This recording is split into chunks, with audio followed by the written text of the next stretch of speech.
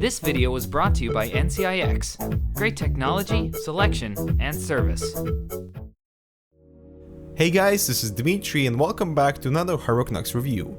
Audio-Technica is one of audio pioneers and I'm actually using one of their mics to record this review, but I've never had a chance to enjoy any of their headphones. So today we're going to check out the ATH-AD700x, which I believe are identical in their sound properties as the previous AD700, but with improved aesthetic design.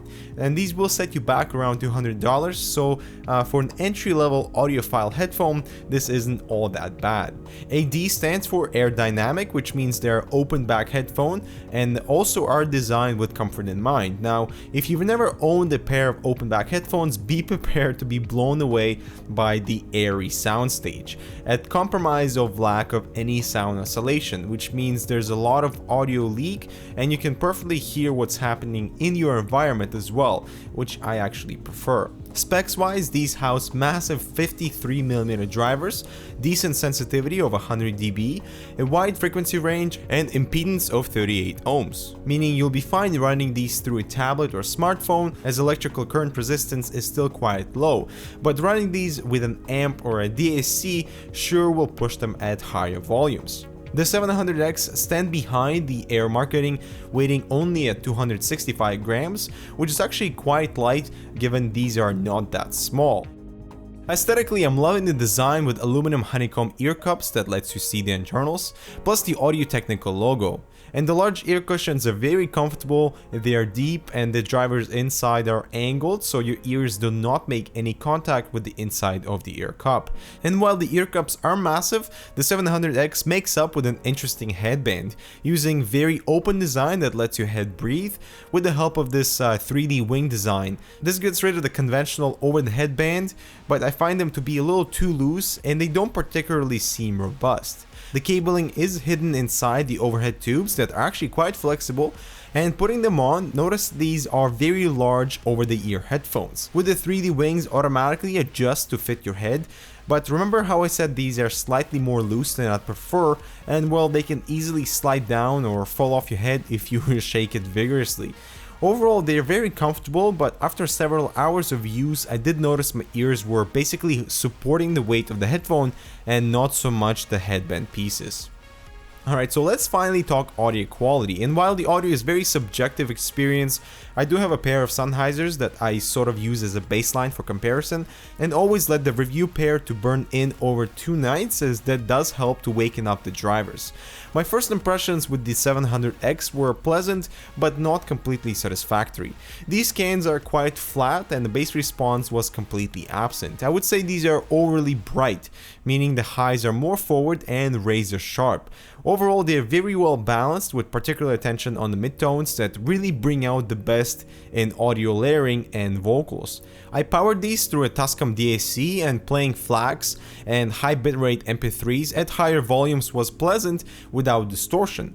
Still, the treble was a tad too harsh for my taste, but working with some simple magic and EQ did manage to deliver more pleasant results. Raising the bass just a smidge, and the AD700X did come alive with a bigger punch that's not overwhelming nor muddy, but certainly not as deep, and did recess the midtones, so pushing the bass even further completely destroyed the audio balance.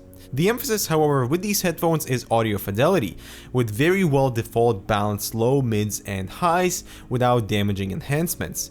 Now, given these are open back headphones, I was prepared for some crazy soundstage, which is the ability to pinpoint the direction of audio in a 3-dimensional space. While the 700X provided a much improved soundstage over, say, closed back headphones, these definitely shined for instrumental and classical music, where every hit of guitar pick or changing chords are very distinguishable, and the crispy highs and nicely tuned midtones help to immerse you in the sound.